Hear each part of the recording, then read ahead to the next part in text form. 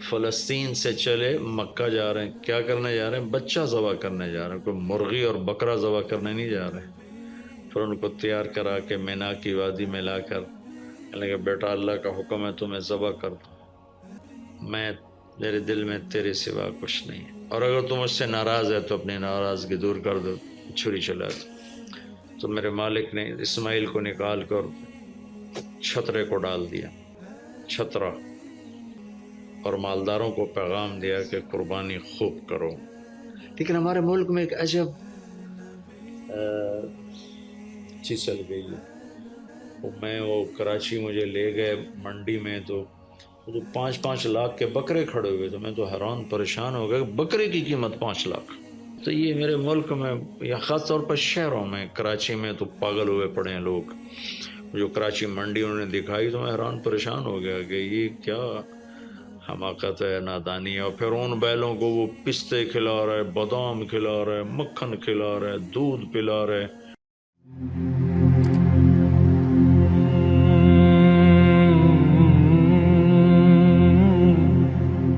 تو ان 10 دنوں میں عبادت کا ذوق بڑھنا چاہیے، نوافل بڑھائے جائیں، ذکر بڑھائے جائے، تلاوت بڑھائی جائے، ہمت ہو تو روزے رکھے جائیں، خاص طور پہ 9 تاریخ کا روزہ پچھلے سال کے سارے گناہ معاف ہو جاتے ہیں، یہ ایک دن کا جو روزہ ہے۔ پھر اس کا دوسرا جو بڑا عمل ہے وہ قربانی ہے، اور یہ قربانی آدم علیہ السلام سے چلی آ رہی۔ وَاتْلُ عَلَيْهِمْ نَبَأَ ابْنَيْ آدَمَ بِالْحَقِّ إِذْ قَرَّبَا قُرْبَانًا فَتُقُبِّلَ مِنْ أَحَدِهِمَا وَلَمْ يُتَقَبَّلْ مِنَ الْآخَرِ۔ اس قربانی کی بنیاد تو آدم علیہ السلام سے پڑی ہے، لیکن ہمیں جو حکم ملا وہ سنت ابیکم ابراہیم، وہ ابراہیم علیہ السلام کی سنت ہے قربانی۔ ایک بہت خوبصورت قصہ ہے اور بہت عجیب و غریب قصہ ہے کہ اللہ پر سب کچھ لگا دینا۔ ایک شخص کو اولاد کے لیے دعا مانگتے مانگتے مانگتے کچھ 60 برس گزر گئے، 65 برس گزر گئے۔ رب ہب لی من الصالحین، یا اللہ مجھے نیک اولاد دے دے، نیک اولاد دے دے۔ نیک اولاد میری 84 سال کی عمر میں، اللہ نے 84 سال کی عمر میں بیٹا دیا۔ بڑھاپے کی اولاد تو دل پکڑ لیتی، اور ابھی چند دن نہیں گزرے تھے کہ اللہ نے کہا جاؤ اسے چھوڑ کے آؤ۔ یہ کہاں چھوڑ کے آؤں؟ کہ جبریل آئے گا تمہیں راستہ بتائے گا۔ تو جبریل انسانی شکل میں آئے، وہ براق کی طرح نہیں ہے سفر ہوا کہ ایک دم میں پہنچا دیا، بلکہ جبریل انسانی شکل میں آئے، اونٹنی پر سوار ہو کر، ابراہیم علیہ السلام دوسری اونٹنی پر، بچہ اور بیگم، اور ان کو فلسطین سے چلایا، اور چلاتے چلاتے چلاتے چلاتے جب مکے کے کالے پہاڑ آ گئے جہاں کچھ بھی نہیں ہے، نہ پانی نہ سایہ، کہ یہاں چھوڑ دو۔ بیت اللہ ٹیلا تھا اس وقت، یہاں چھوڑ دو۔ تو ابراہیم علیہ السلام جو آگ میں ڈلتے ہوئے نہیں گھبرائے، یہ بات سنی تو گھبرا کر کہنے لگے یہاں کیسے چھوڑ دوں، یہاں تو کچھ بھی نہیں ہے۔ تو جبریل نے کہا جی آپ کے اللہ کی منشا ہے کہ اس بچے کو یہیں چھوڑ دیا جائے۔ تو انہیں وہیں چھوڑا اور واپس چل دیا۔ اور حضرت ہاجرہ حیران پریشان ہو گئی کہ کہاں چھوڑ کے جا رہے ہو، کیوں چھوڑ کے جا رہے ہو؟ جواب ہی نہیں دے رہے۔ 3 میل ان کے ساتھ چلتے نہیں، وہ جواب ہی نہیں دے رہے۔ 3 میل کے بعد ان کو یاد آئی یہ تو اللہ کے نبی ہیں۔ اللہ امرک، ابراہیم کا یہ اللہ کا حکم ہے؟ کہاں اللہ کا حکم ہے؟ اذن لن یضیعنا اللہ، جاؤ پھر اللہ مجھے ضائع نہیں کرے گا۔ اس طرح بنیاد رکھی، بچے کو ایسے جنگل میں چھوڑا۔ جب وہ بڑے ہو گئے تب حکم آیا جاؤ ذبح کرو۔ تو اب آپ کی عمر ہو چکی ہے کوئی 92 سال یا 94 سال، 90 پلس ہے، 100%۔ فلسطین سے چلے مکہ جا رہے ہیں، کیا کرنے جا رہے ہیں؟ بچہ ذبح کرنے جا رہے ہیں، کوئی مرغی اور بکرا ذبح کرنے نہیں جا رہے ہیں۔ پھر ان کو تیار کرا کے مینا کی وادی میں لا کر کہنے کہ بیٹا اللہ کا حکم ہے تمہیں ذبح کر دو۔ تو بیٹے نے کہا یا ابت افعل، تو آپ کر دیں جو کرنا ہے۔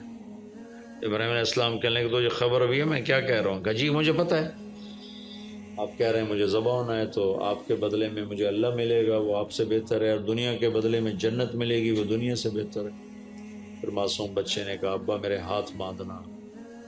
تو مجھے الٹا لٹانا، اور پھر فرمایا کہ مجھے اپنا کرتا اتارا اور کہا کہ یہ میری اماں کو دے دینا، میری نشانی رہے گا، اور آپ اپنے کرتے میں مجھے کفن دے کے ادھر دفن کر دینا۔ تو ان کے ہاتھ باندھے، پاؤں باندھے، الٹا لٹایا، اپنا گھٹنا رکھا ان کی کمر پر، ان کے سر کے بال اٹھائے تھوڑا سا اوپر کر کے نیچے چھری چلانے کے لیے، ایک ہاتھ میں بال تھے ایک ہاتھ میں چھری تھی، اور یوں آسمان کو دیکھا کہ اللہ تو مجھ سے ناراض ہو گیا ہے کہ اسماعیل کی محبت نے میرے دل میں جگہ پکڑ لی ہے۔ نہیں میرے مالک، میرے دل میں تیرے سوا کچھ نہیں ہے، اگر میرا کوئی امتحان ہے تو پاس کر دے،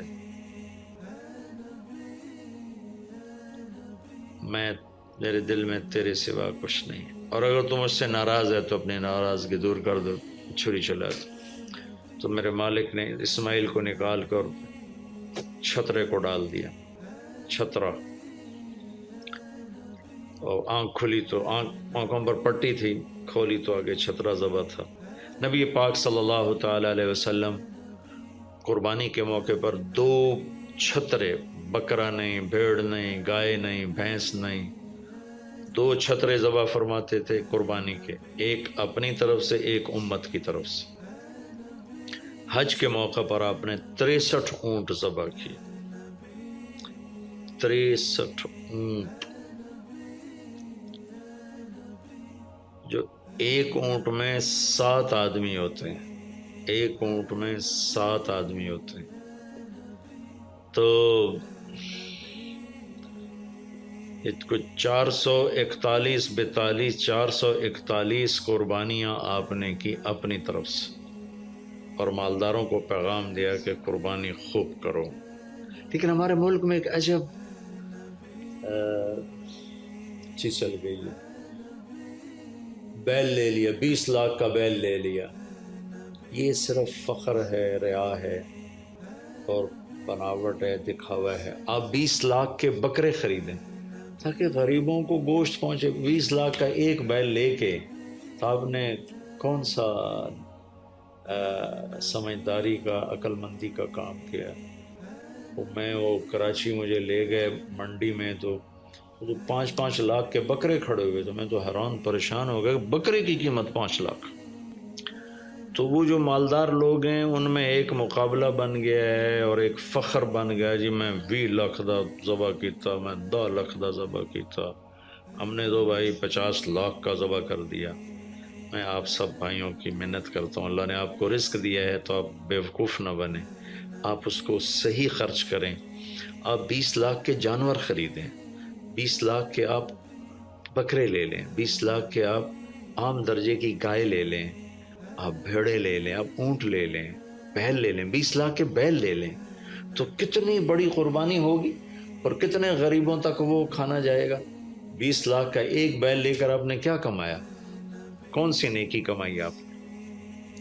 تو میں اگر کوئی میری بات پہنچ جاتی ہے کسی ایسے میرے بھائی تک جو ایسا شوقین ہے، یقیناً اس نے اللہ کے لیے بہت بڑا قدم اٹھایا کہ 20 لاکھ خرچ کر دیے، لیکن تھوڑی سی نادانی سے کام لیا ہے، بلکہ بہت بڑی نادانی سے کام لیا ہے کہ 20 لاکھ صرف 4-5 من 10 من گوشت پہ لگا دیے، جبکہ اس میں سے 1000 من گوشت نکل سکتا تھا اگر وہ 20 لاکھ کے بکرے لے لیتے، 20 لاکھ کی بھیڑیں لے لیتے، چھترے لے لیتے، دمبے لے لیتے، 20 لاکھ کی گائے عام خرید لیتے، وہ بچھڑے لے لیتے، تو کتنے غریبوں تک یہ گوشت چلا جاتا۔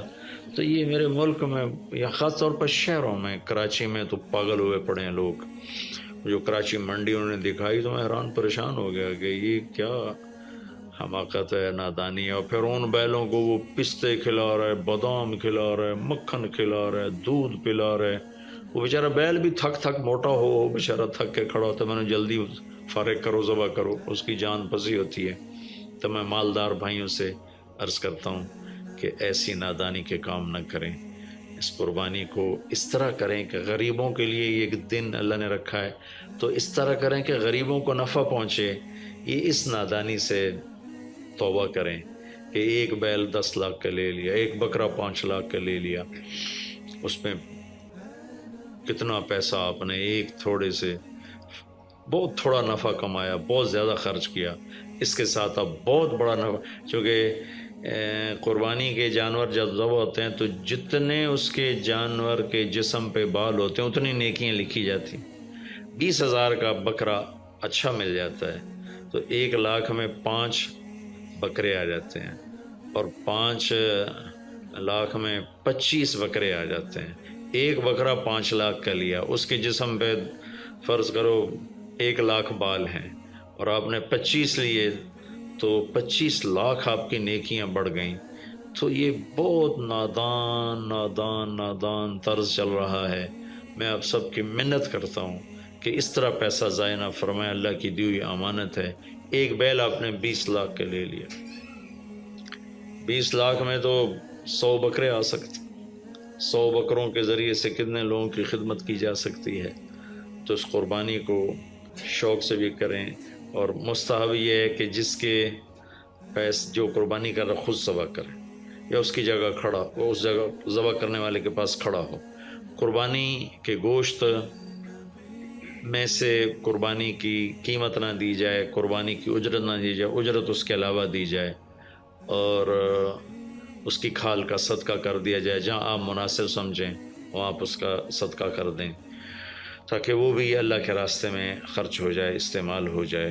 تو ان 10 دنوں کی اللہ تعالیٰ نے بڑی فضیلت رکھی ہے۔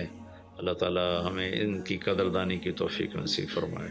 السلام علیکم ورحمۃ اللہ۔